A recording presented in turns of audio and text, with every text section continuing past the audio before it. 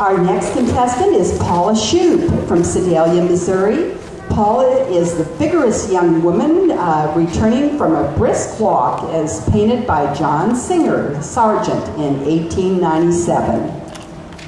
I enjoy the characters of the turn of the century, so in looking for an idea, I stumbled upon this portrait. I know it's a little difficult to see, and I want to tell you a little bit about the lady that is in this portrait. Today, I am portraying Edith Minturn Stokes. Mrs. Stokes was the daughter of a New York shipping magnate and an advocate for the reform of elementary education.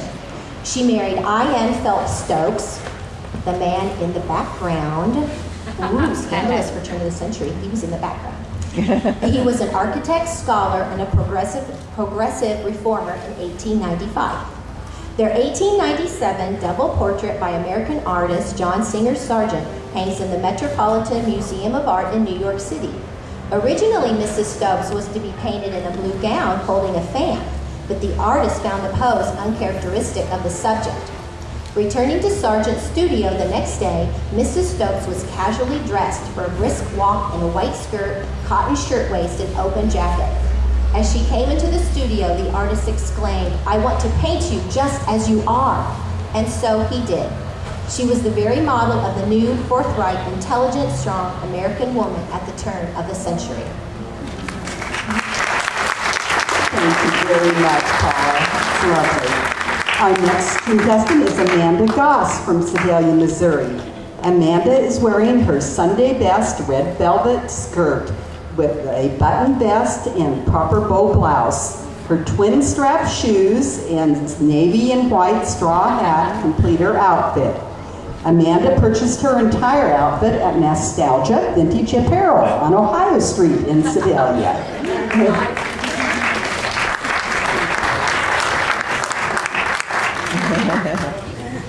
And our last contestant for our ladies division is Pam Haskell. Pam is from Sedalia, Missouri, and she is wearing a 1920s turn of the century reproduction by Carolyn Miller.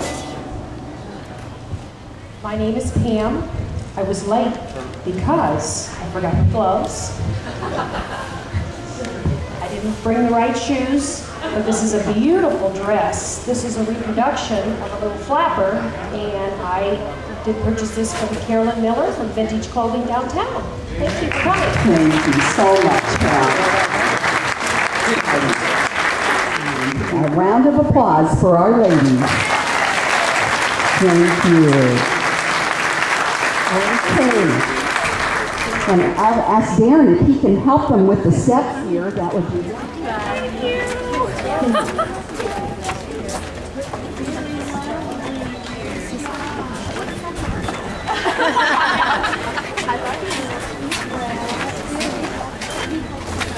Our next category of fashion is our gentlemen. These are gentlemen 14 years of age and older. And steps, we will have them also introduce themselves.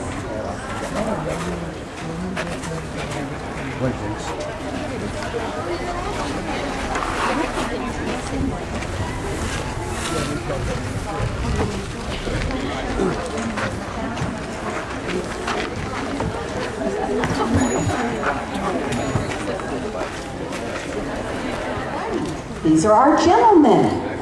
And we'll start with Patrick Hoffman from Sedalia, Missouri.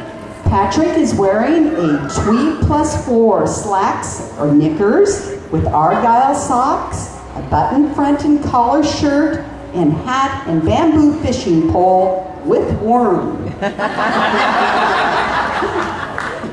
Patrick Hoffman. I'm from Sedalia. And I met with my mom after the parade to go fishing at Liberty Park.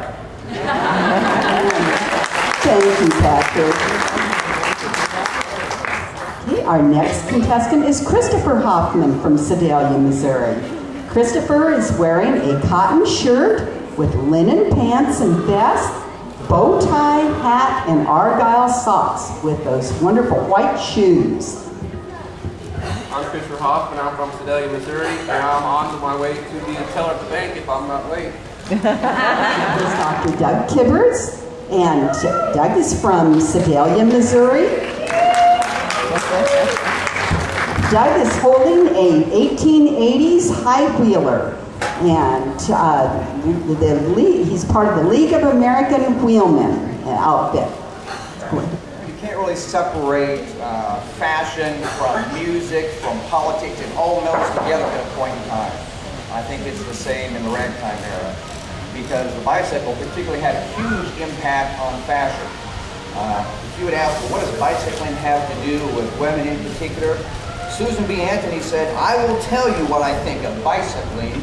I think it has done more to emancipate women than anything else in the world. It gives women a feeling of freedom and self-reliance. I stand and rejoice every time I see a woman ride by, the picture of untrammeled womanhood. At the time, women were starting to ride. They weren't in their cars and their Victorian outfits. They were out there, but their skirts got in the way. So Amelia Bloomer broke her arm, was off her bicycle for 6 weeks. That would not do, so she sewed some balloon pants together, and I'll pass these down, but she became the Bloomers, and that's where Bloomers came from. They completely changed women's style of dress, their independence. They didn't have to have chaperones to go places, so a dramatic effect on transportation. And even the gene pool. In 1800, the average person traveled 10 miles from the place they were born. So the bicycle dramatically changed the melting pot of the world.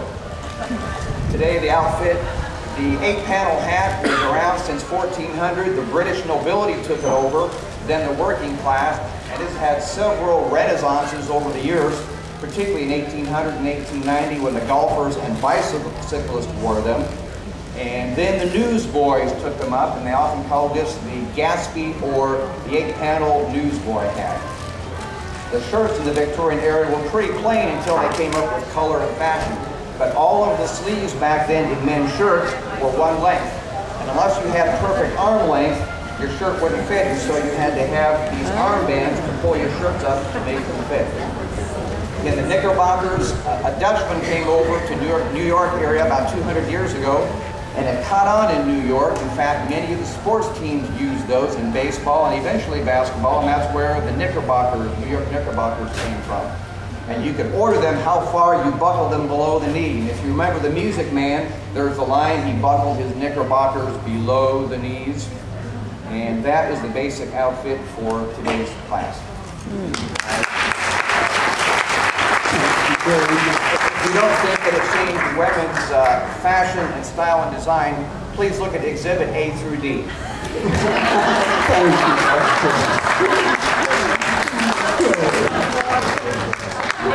All right, thank you. John is wearing wingtip shoes and argyle socks, slacks with wide striped shirt, a wool vest, and is carrying a bamboo cane and top hat, complete with a handlebar mustache.